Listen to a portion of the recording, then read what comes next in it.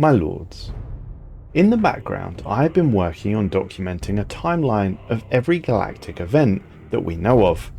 A new discovery, however, needs to take precedent, as I believe we have identified the oldest sentient species to have ever evolved in our galaxy.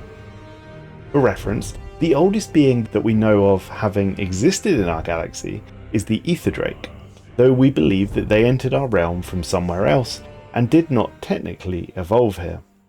Around 13 billion years ago, we know that the Milky Way formed.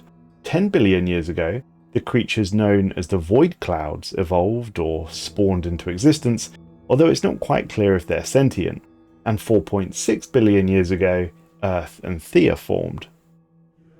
This newly identified species, however, the galactic Ignarerian Imperium, appear to be 12 billion years old, meaning they managed to evolve and propagate billions of years before any other intelligent species, even before many planets had formed. We have discovered records regarding their empire, but from the years of 2200 to 2300, it appears that although once established all those years ago, they suffered a great decline, only recently re-establishing their grip on the galaxy. They would fall, of course, like most aliens, but nevertheless, I'll detail what we know about this re-emergence for you now. We woke with only the faintest sense that we had ever fallen asleep. Even now, our strongest evidence of a time before comes not from our own memories, but from the complex technology that preserved us in stasis. Thousands upon thousands of pods, massive heat transfer systems, cauldrons churning of molten rock. Beyond these bare mechanisms, clues to our origin were inscribed on the walls, fleets of ships scattering from cooling worlds to seek warmth amongst the stars. In search of answers, we left this underground birthing chamber.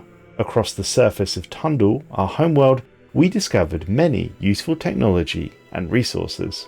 Targeted scans found evidence of a sophisticated facility buried deep beneath the surface of our homeworld. This facility would increase in size and complexity the further it is to the core of the planet. Its material and energy signatures match those of the stasis chamber from which we first awoke, and we believe that there must be remnants of our previous civilization in this facility. If we can access it, maybe we can find answers to the greatest questions about our past. Who are we, and what happened to us? Our journey begins. Our government has authorised a full-scale excavation of this facility. We must discover what has happened to us, and in order to learn more about ourselves, we must clearly rediscover this distant past. Some of our newly awakened kin have asked the very question that we now ponder. Who are you? Despite centuries of history and an ever-increasing developing society, we cannot claim to be any closer to that answer than the newly awakened. Unlike the sleepers, however, the databases that we've been able to access on the first few levels hold stunning information. We replicated the analysis several times to confirm, but the results are indeed undeniable. This newly found data suggests that over 12 billion years have passed since we first entered stasis. This places our origins close to the beginning of the known universe, amidst the formation of the earliest stars and planets. Indeed, we might be among the very first sentients to have ever evolved. Work on the cavern excavations continue, and we have discovered quite a tragedy. Logs from the intact stasis pod facility reveal that our homeworld spent billions of years adrift before being captured by its current star. This capture triggered a massive tidal surge. Though those forces forged the volcanic paradise that we now call home, the initial shockwave critically ruptured the facility's power cells. Automated systems prioritized high-ranking individuals, shutting down the lower status pods and other structural maintenance. Our scientists predict that only one individual can be rescued before activation compromises the leaking power supply and cascades into a full tunnel collapse. Had the hierarchy not dictated a priority in systems, we may have been able to save more. The choice we had was between a scientist, an official, or a small group of workers. It was decided that ultimately scientific progress was paramount, and therefore the scientist who turned out to be named Hob was saved. Hob got straight to work and began to attempt to reconstruct the Stasis archives. Their latest findings suggested that there were minor colonies scattered all throughout this galaxy, and we hope that they will also have people preserved in stasis as we once were. The archives recorded these worlds' positions, but with entire stars born and lost since, locating them may require some complex analysis. As proof of concept, Hobb has already identified one such planet, but translating the full dataset is only just beginning. Meanwhile, a troubling thought also arises. Tunderson may not be our true home star, but merely one refuge among many. And if that's the case, where is our origin? And does it matter at all? Despite these thoughts, ultimately we still must find our kin, and this world is our home now.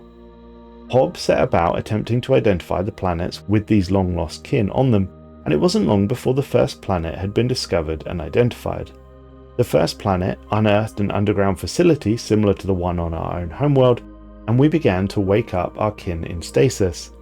Unlike us, they did retain faint memories of their previous lives, and were sustained by stories of great space empires that might one day return to rescue them.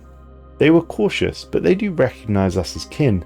We could present ourselves as their long-awaited saviors, heirs to that ancient glory, or we could tell them the truth. We are forging something new, and as eager to learn from them as we are to teach. Additional references in these archives have also allowed us to narrow down a second candidate with more stasis pods. We quickly moved on to the second planet and discovered yet more of our kin in stasis. This time, they responded with fear, demanding that we leave. They neither recognized us as kin nor welcomed our presence. After a tense negotiation, they expressed a desire to leave and explore the wider galaxy. We could offer them a simple ship at modest cost, or given our consistent need for labour, we could relocate them to the nearest colony. Perhaps they'll eventually settle in. Furthermore, the archives of this facility shows the location of another world with more stasis pods. Incidentally, we did choose to give these people a ship. It felt like the least we could do, given the circumstances. The third and final location we visited revealed a small stasis facility, along with a hidden starport housing a nearly functional science vessel. Minor repairs are all it needs. The site also held a trove of scientific data, including preserved specimens from other species. It's unclear if these were taken by force or given willingly, but the vessel includes holding cells designed for sentient cargo. We stand much to gain by studying them, and perhaps there may even be more life forms yet to be discovered.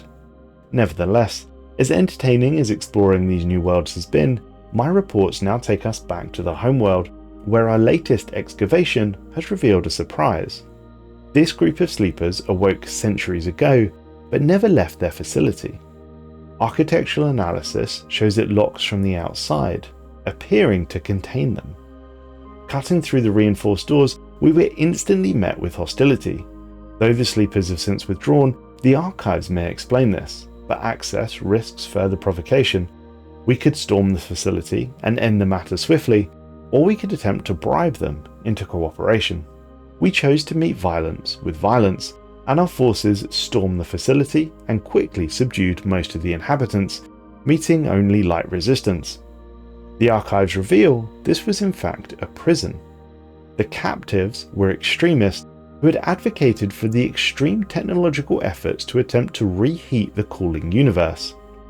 Some widely impractical, others potentially catastrophic.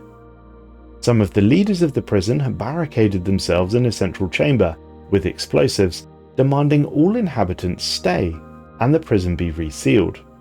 Now, the tunnel could be filled with an invisible gas that would make the explosives inert to save the structures, but this would, of course, cause most of the inhabitants to suffocate soon after. Not willing to wait around for negotiation, we simply flooded the tunnels with gas. They fired first, and frankly, no sleep will be lost in this decision. But further frustrating news reached us. An accident has struck the site of the latest excavation. The power station in the facility has been damaged, though the stasis pods are still active for now. It's unclear quite how much longer the systems will remain operational, and if we want to rescue the sleepers, we'll need to act before the facility runs out of power.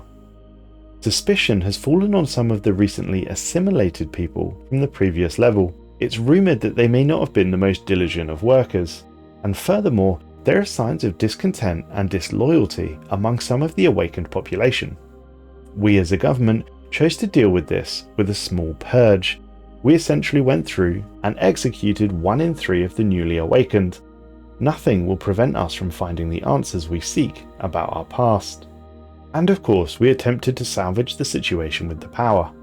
Our scientists carefully analysed the systems, ensuring that we had a full understanding of what we were dealing with before attempting to rescue any more of the sleeping population. Sadly, the process from analysis to publication to follow-up took too long. By the time we are ready, life support had failed and lives were lost. Though tragic, the rescue did yield some major scientific gains, and the recovered technology is going to prove valuable, so thankfully the living can still benefit. In other news, the ship that we had given to the awakened sect of survivors returned, escorted by another ship, a large warship no less. It would seem that their journey across the galaxy brought them into conflict with pirates, who they outwitted and ultimately overthrew, seizing the enemy ship, sparking something quite lovely in them, a taste of piracy. From there, their raids would grow bolder, their targets more powerful, but even successful piracy can't last forever. Now they've come back home, seeking stability and perhaps something greater. With their ship, experience and spoils, they could prove very useful. We are planning to integrate them into a special regiment of our navy. Several more weeks have passed, and I'm pleased to report we have finally reached the central core of the facility. Its scale beggars belief. A vast arcology lies within the planet. It appears to be powered by magma and houses thousands more sleepers, but it also holds immense archives chronicling our past, the rise of our galactic empire, the voices from the universe's great cooling. Some chose stasis, others fought the inevitable, and many simply denied reality and perished. The trove reveals long buried truths. Some believe it demonstrates who we truly are, and others who we might become. Yet more argue that we should forge a new successful identity, and that the society of our ancestors is no longer suited to the universe of today. Either way, the vast tunnel network can be put to a use of our choosing. And furthermore, we have found a relic named the Pyroglyphic Codex. This intricate crystal orrery contains a wealth of information about a civilization from the dawn of time. Its contents have much to teach us about building a greater society. We hope the fascinating secrets found within will stimulate new avenues of research, and we hope to do so for many years. And that, my lords, concludes the tale of what may be the oldest civilization in our galaxy. Remarkable, really, that no one has come across and documented them before. Perhaps they were so old, all the clues had been washed away with time.